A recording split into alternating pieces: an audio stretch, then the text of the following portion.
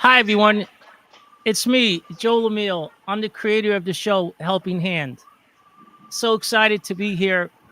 We're going to be recording our 19th episode next Thursday. Tonight is a very special episode. I have brought together a bunch of actors who played in many of the Helping Hand shows, and we're going to talk about the concept of helping someone. Before I go into that and tell you my story, I just want everyone to know that there is a website. It's called www.helpinghandshows.com. That's HELPINGHANDSHOWS.com. You can go to this website and you can see all the shows we recorded, watch them as many times as you want, and really enjoy yourself. Thank you for listening. Now, Nice. I tell you, I must be getting older because I have Yeah. patience. I've never had patience before. I am a father and I have three daughters and I'm married and I had my mom living with me for the longest time and my dad. But as I got older, I seem to have gotten patience. And what I've learned was, when my friends, the people I know, when they call me with problems, I don't judge as quickly. Like I don't judge them anymore. I used to judge people. I guess everyone does that. When you hear someone tell you something, I mean, you have your opinion and you give them your advice and you're basically judging them. And now, kind of what I learned was I just learned to listen. And I listen to what they're really telling me, and I really think about it before I give them any advice. Maybe they're not even calling me for advice. Maybe they're just calling me so I can just listen to the situation they're in or the problem they're in, or who knows? Maybe they just need someone to listen because they find themselves in a situation where no one's listening to them. We all talk basically nonsense all day. We talk about things that really don't even matter sometimes. It's just about talking. But when you get a call from a friend or a family member or someone in your inner circle, or someone at work says, "Hey, I got to tell you something." What I learned to do is just really listen, and if I could give them advice, I'll try to give them advice. But you know what? I think by listening, it helps them. And then, hopefully the advice I give them helps them too. So maybe this isn't something so dramatic where, you're doing something great trying to help someone, by giving them money or by doing something for them or, you know, taking a lot of your effort to do. This is just something that, you know, you may run into every day. And if you just maybe just concentrate into what someone says to you and just listen to them, I think it's going to make you happy and it's going to make them happy. And well, anyway, that was my story of my personal helping hand that I try to give to people every day. So thank you for listening to the show and to our narrator, Mr. John Beeline. Thank you, Joel. I appreciate it. And you're right, man. This is another neat little departure type of episode of Helping Hand. And yes, looking forward to the 19th scripted show coming up here next week. That's going to be fun. We always have a good time doing the shows of that nature. And yes, it's tonight about a handful of I guess thought provokers is a good way to put it. Thinking about what we have done through the years. Might have been last week, might have been, I don't know, 40 years ago, helping people. It's day in the life stuff. It's slice of life stuff. It's as I've told my son who's now in his late 20s and he's a father of two little boys, 2.5 years old himself. But from the time he was just a little older than his sons, my grandsons, I would always tell him, be good, be nice, behave, be kind, be helpful, be respectful, be a friend, but don't take any garbage from anybody unnecessarily. Um, be strong, be resilient, be resolute, and I had to explain that to him. And always, always be your best. I just called them the bees of life, and that be number five. Be helpful. Um, Always a good idea. Always a good idea. We'll come back and I'll tell you a couple of things about being helpful. Some years ago, a buddy of mine and me. But first, let's hear from the rest of the fellows here tonight. Tim McGrath, how are you tonight, sir? Talk to us. Tell us something good. I will tell you something very good, and good morning or good evening to everyone. Back in my 20s, I used to go every single summer to a camp for kids with muscular dystrophy. And we tailored every activity around the kids for the entire week. And I mean, they lit up like Christmas trees. And the reward of just giving back to them, everything was tailored around them. They looked forward to it every single year like it was Christmas. And each camper received one attendee. And we just basically spent the entire week with them. We did all these activities. And it was, so heartwarming to do that and to be able to help someone. And at the end of the day, they always were so grateful. And the sad thing was, unfortunately, when the week ended, they were very sad to have it end. But I would always tell them, don't be sad because it's over. Be glad that it happened. We had a great week, and we'll have another week next year. And the whole moral of this show is helping hand. Get up in the morning. You're going to have opportunities all day to help people. Take advantage of the opportunity to help someone. It'll make you feel so good. It'll make them feel so good. And that's the moral and the point of this show, helping hand.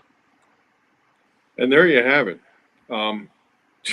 There's no better way to say it, really, Tim. It's the truth, And another thing, as you're saying this, Tim, another thing that came to mind, especially again when my son was a little guy, I would say, listen, you see somebody who needs a friend, you go ahead and be a friend.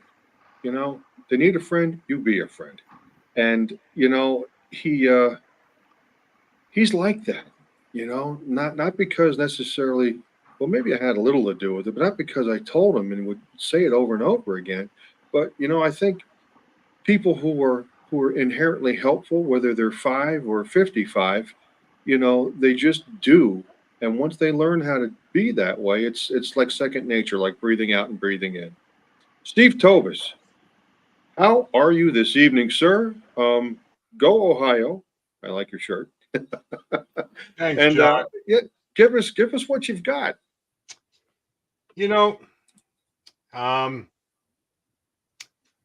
Helping hands comes from so many different places, and in my case, I didn't realize what it meant until I got older as well. Once I retired, I didn't know what I was going to do. Probably retired too young, but health gets in your way. Anyway, my daughter had came to me and asked me, said, she said, Dad, you're not doing anything. Why don't you give us a hand at the community theater? I said, what? You do realize that I'm retired. I don't want to do anything anymore. Right? I don't have any hobbies. My only hobby was one thing: work. I love work. I can't survive without work. So I said, okay, you know what do you need done? And then she told me, fundraising. Oh yes, it's what every person wants to do. Very difficult job, but they needed a helping hand. So the background on this and why it made it so interesting to me was, number one, my grandkids are in the theater. Number two, I do have some interest from when I was younger in high school drama class and theater. So I said, what the heck? And then, of course, my daughter said, but Dad, they're your grandchildren. Oh, that makes it all worthwhile. So I said, okay, fine. Let me give you a helping hand. But I was very held back. I didn't think it was something for me or I could do, or I never had experienced this before. So I went to work on it. I did what I had to do. Unfortunately, I'm one of those overachievers. So I did more than I had to do. And then I got involved in building props and everything else. And then obviously found Joel. And thanks to him and his helping hand, he got me involved in voiceover and podcast. And I'm doing a lot of video generated content now. But anyway, back to the helping hands. These kids, this theater has been around for over 40 years. And in that time period, they've either only broken even or made a little bit of profit or usually nothing. And they've never had anybody offer them a helping hand. I'm not trying to brag, ladies and gentlemen, but something happened at that first performance that made this tough guy break down. We were doing Elf Jr. That was the first production that I was involved with during Christmas time, during late November, early December. Sold out crowd. Everything was going perfectly. We're in tech week or dress rehearsal week. And this one boy comes up to me and he says something to me that changed my whole life that one day. He came up to me and he said, "Are you Mr. Tobis?" I go, "Yes." "You're Alana's dad, right?" "Yes." "I want to shake your hand and thank you from the bottom of my heart for what you're doing for us." And before I knew it, I had another kid come up to me and another student. These are all young kids. I didn't think these kids had it in them anymore. I had given up on the human race of being human. These kids changed all that.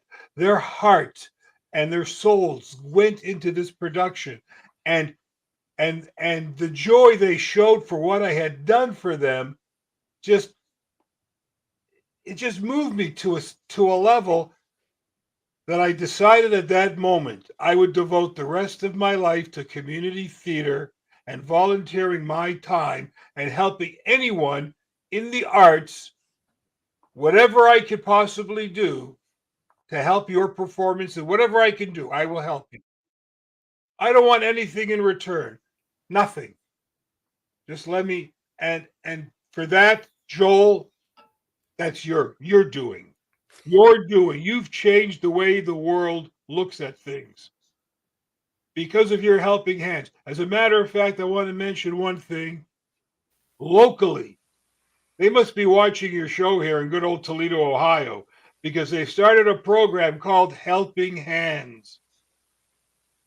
One of the TV stations hands out every week, Channel 13 gives out $1,300 to a family as a helping hand. Joel, thank you for what you're doing for everybody. Thank you on behalf of myself, behalf of your terrific team you've got, and on behalf of the world in general. Joel, you're making America great again. Well, thank you, Steve. I just want everyone to know, Steve, you're a great guy. You have an absolutely fantastic heart. But, I want to thank every actor for coming on these shows. Usually we do a scripted show. I write the show. It takes me days to write. I assign characters, and everyone has the show beforehand. It's a scripted show. I'm writing the 19th show this week for next Thursday. But when we do shows like this, and I ask actors to come on, they're opening their hearts to everyone out there and telling you their stories. And I love that. I love to hear someone talk from their heart. And thank you, everyone. And I hope everyone out there is enjoying the show. Thank you so much. And it's a funny thing, folks, to where, like Steve just mentioned a moment ago, basically, just about the time, you're thinking, what is going on around here? We're screwed. We're doomed. I mean, if this is what we've got coming, forget about it. Just about the time that thought bursts into your head, something like what Steve just said, especially with young folks, kids, whether they're elementary school, junior high, and especially junior high and high school, because I don't know about you, but when I was that age, I knew it all. When they come and say, basically, thanks for what you're doing, this is really something else. Wow, what a difference it's making. That's truly, lightning in a jug. It's magic in a bottle. It really is. John, if I could just say one more thing, I have to tell you these guys this because it was so moving for me. During Tech Week, normally the kids bring snacks and things, for after school before they do their performances. And I was I got sponsors to sponsor all the meals for 4 tech days, which is 4 days before the performance. I mean, we had Chick-fil-A, we had Olive Garden, local pizza. You can't believe the people I was able to bring in. But here's the thing that really got me with all that. When you walk into a room and they chant your name. Do you have any idea what that feels like? I mean, yeah, maybe if you're Tom Cruise, you could expect it. Maybe if you're John Thielen, you could expect it. But but I mean, Steve Tobus walks in the room and you're chanting my name, Steve, as loud as you can. And every time I walk in anywhere, it's like, oh my God, I'm not the GOAT. I'm just an ordinary guy. It just, I can't describe the feeling, guys. It's just it. Every time I'm trying not to cry. Okay, sorry. One person's regular guy is somebody else's greatest of all time. It's all about perspective. It just really is. And and again, it's about, you see somebody needs a friend, be a friend. It doesn't always work out. I have to tell you, sometimes that doesn't work out. They don't want to, no, they're not about it, blah, blah, blah. And they're just grouchy or grumpy, or they're just not into it. Okay. All right. Cost So you nothing. one Cost you down. nothing to Let's lend a see. helping One hand. down, 999,999 to go. Okay. So Cost there's you it. nothing. Cost you No, nothing to be nice zero. in life. Zero. It takes more effort to be angry than it does to be nice. Well, and You know, sometimes it, we go the other side, but it's correctable. John, I'm sorry, John, we're going to go together. You first in a minute, but first, because Ryan, it's always like you're the last in line. Let's hear from you, pal. Let's hear a Ryan Evans good story. Well, how do you follow any of that? It's bravo. I had a buddy who was a little down on his luck, and he was bouncing around job to job, and he couldn't find one, all because he didn't have a car. At the moment, I had a surplus of vehicles and was looking for another one. And I spoke to my wife, and I said, "How about we give this guy a car?" And she agreed, and we gave him the car. And it totally changed the guy's life. He just had his first kid, and he got a new job. He found an apartment, and I was really happy to be able to do that for somebody, because I was just like, wow, man, I'm in a position where I could really change someone's life and help them get around and all that, because where I live, everything's kind of far away. And he thanked me up and down and tried to give me stuff. I never wanted anything for it. I just gave it to him. And it was really heartwarming to see him driving around with his little baby in the back of the car. I'd see him at the store or something. Hey, Rye, how you doing? It was just great to see that, and I helped him out. It's not as, it was just great. It was nice to be able to do that for somebody. And, hopefully I could do it again for someone in need, because I enjoy helping people. And, it's just really nice. It's a great feeling, to be able to, provide something for someone that they don't have, so they can provide for their family. And, that's pretty much it. Kind of. Well, and listen, it doesn't need to be a big giant to do, if you know what I mean. It doesn't. It could be, to somebody else, but like to you or to me, it's like small potatoes, but to somebody else, it's a big deal. Just like probably a few weeks ago, just right down the street from me is the one little store. And I'm in line getting a few things, and this older woman, she had to be north of 80 years old, and if she weighed 96 and a half pounds, at most, it was probably a miracle. And she's getting a bunch of things, and the last thing she got was, how you get the long box of soda, with Coke, Pepsi, Sprite, whatever. She had one of them. There is no way that she's bringing 3 or 4 bags of stuff and that box of soda. So I just like, so young lady, what are you going to do with that soda? Oh, young man. I'm like, it used to be. Here, why don't I do this? Where are you parked? I'm right out front. Let me grab this for you and bring it to the. And I brought it to the car for her. And her husband was waiting there, behind the wheel, going to pull away. But she couldn't have thanked me enough. And it's to me, it's it's a piece of paper. It's so to speak. It's nothing huge. And we help, and it's good to hear. We have some people chiming in. Paul, thanks for chiming in. We help people individually, Paul, just day in the life stuff. And wherever we're from. And I'm sure that there are people, I don't know specifically, but I'm sure there are people in your area that would be able to point you in the right direction for the things that you're looking for. That said, doing good things in one's own community, let's hop across to the UK. Uncle John Martin, there he is, doing his thing. He's smiling like there he is. There he is. No, there he is. There he is. Here I am. There, down there. Down here. Like the Brady Bunch. Yes. What's going on, sir? Well, I just wanted to build on what Joel was saying about listening being a really important skill. One thing I've trained at, and I've helped another friend to train at as well, is a life coach.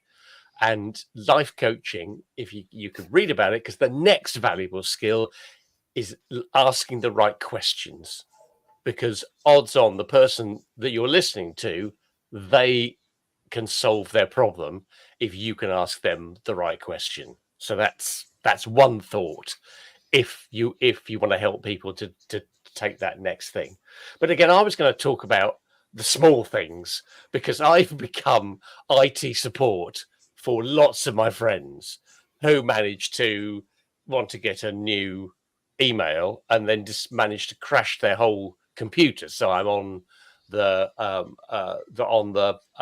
phone to Microsoft for 3 hours. I have to go round there for another 3 hours to reinstall everything. I said, "Why did you do this?" But anyhow. So it's we've got a new Ring doorbell. John, could you come and help us? I've got a new phone. John, can you come and help us? So if you've got skills, you can help there. And also what Steve was saying, because Steve, I was artistic director of a theatre in my local town, professional theatre, but we had volunteers, and if we didn't have volunteers, we just would go out of business. So volunteering is a really important thing where you can help and do things. I volunteered at my local doctor's surgery during COVID because they were doing mass vaccinations and they needed people to marshal, and as I was able to prove that I was able to direct traffic, as one of my friends pointed out. And so there you can find things to do. But one of my favorite shows is Avenue Q. Avenue Q, which you haven't seen, it is brilliant. It's Sesame Street for adults. But one of the songs in it goes, I'm not going to sing it to you, goes, "If you help others, you can't help helping yourself," which is so true because my IT skills have developed because I've had to sort out other people's problems. Volunteering at the surgery, it wasn't my surgery, which was not very good. And I watched this surgery and how the patients interacted with the doctors. And I thought, can I move? And I can. And I moved. And my healthcare has got better. I've had a cough that I've had since 2019. And they've managed to sort that out. So by helping, I've been helped out. So that for me is one of the key messages is that it is a two-way street. It's not just we all get something back from helping. If it's a warm, fuzzy feeling when people shout our names when we come in the room, seeing somebody, seeing those kids grow, anything that we do, but we will learn new skills. So it isn't just giving. You do get something back. So thank you. What goes around comes around. Completely. So here ends the English broadcast. I think John's frozen. I think he's frozen, yes. Okay, well, either that or I've really upset him. Well, I'll come in then. John, he may be frozen, or he may be helping someone. Who knows at this point? Who knows? Okay, so listen, it was a great show. everyone shared, which was, I thank everyone for doing that. And if you're listening out there, thank you so much. Have a wonderful day. And thank you for listening. Goodbye. Bye-bye.